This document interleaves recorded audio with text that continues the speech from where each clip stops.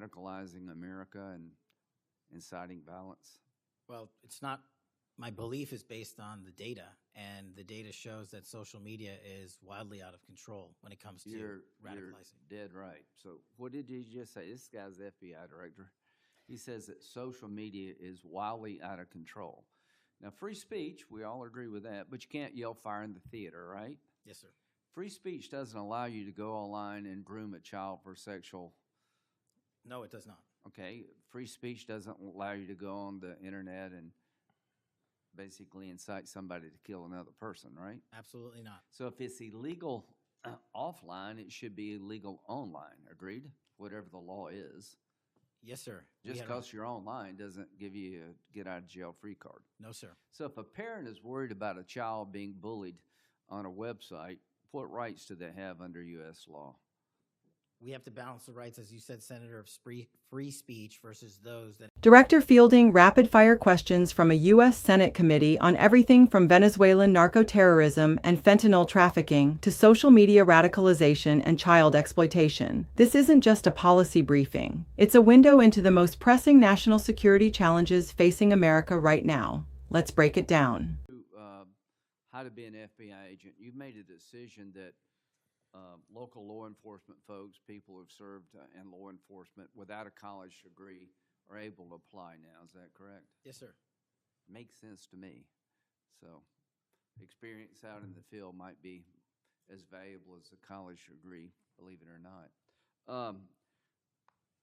Venezuela.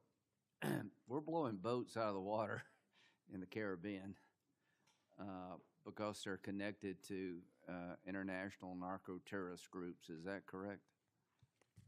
Yes, that mission is being led by the Department of Defense, sir. Okay.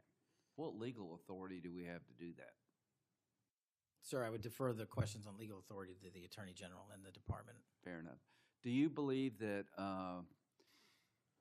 Maduro runs a narco-terrorism state in Venezuela based on... I believe based on the intelligence and prosecutions and investigations we are currently running, a large portion of the cocaine that exits out of South America, its origination point is in Venezuela, and using transshipment points through Haiti, they're using the navigable waterways in the Caribbean to the end state delivery, which is the United States of America, and we will hunt down every single one of those narco traffickers with the authorities. There's some actual indictments of Maduro as an individual for being involved in that. Is that correct? Senator, I think you're referring to the DEA indictment on that one. Right.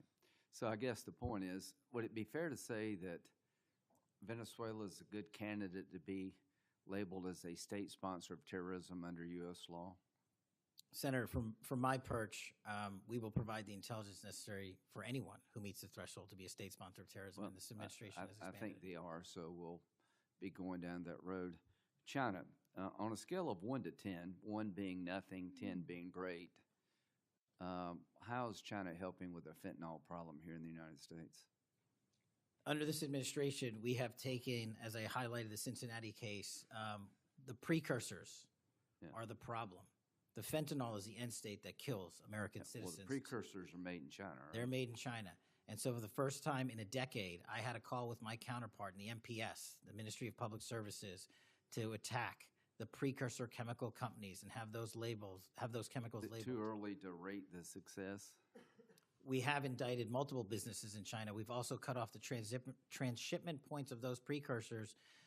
They switched. Once we got on their track about their delivery routes to the Mexican drug cartels directly, they started going to India. We called the Indian authorities, and they shut down those transshipment points. So we're continuing to work with our partners overseas. So China is helping, would you say? They are starting to help, and we are hoping, under this administration's leadership, we can get more of their help. Let me know, in the coming months if that continues, because if they are helping, that's a good thing. Yes, sir. We need to celebrate the breakthrough. If they're not, that would be a bad thing. So after the assassination of Charlie Kirk, there seems to be one refrain from everybody, and that's about the effect of social media. Do you believe that social media is one of the instruments radicalizing America and inciting violence? Well, it's not. My belief is based on the data, and the data shows that social media is wildly out of control when it comes to radicalizing. You're dead right. So what did you just say? This guy's the FBI director. He says that social media is wildly out of control. Now, free speech, we all agree with that, but you can't yell fire in the theater, right? Yes, sir. Free speech doesn't allow you to go online and groom a child for sexual. No, it does not. Okay, free speech doesn't allow you to go on the internet and basically incite somebody to kill another person, right? Absolutely not. So if it's illegal offline, it should be illegal online. Agreed? Whatever the law is. Yes, sir. Just because you're online doesn't give you a get out of jail free card. No, sir. So if a parent is worried about a child being bullied on a website, what rights do they have under U.S. law? We have to balance the rights, as you said, Senator, of free speech versus those that encroach Is there upon any violence. law that can shut down one of these sites for bullying children or allowing sexual predators on the site? We are able to attack certain sites on the dark web. When it comes to the open internet infrastructure system, we have to reach a threshold to attack a company's position that only subscribes to violence. Can the parents sue that company?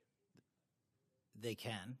They can? They can sue not the social media companies. That's what I'm talking about. They can sue the companies. No, I'm talking about the social media company that gives lives to this behavior. No, you're referring to Section 230, sir. Yeah.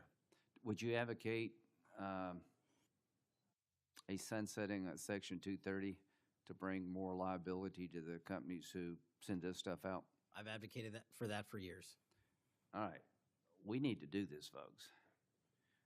These companies are taking content that it makes you sick, that could get you killed, get you poisoned, and there's nothing we can do about it under our law. A person can do about it because of Section 230. So if your child is being sexually groomed online or bullied online, and you go to the social media company and ask them to take it down, they refuse, you have like zero rights. How many images of sexually exploited children are purveyed every year on social media sites?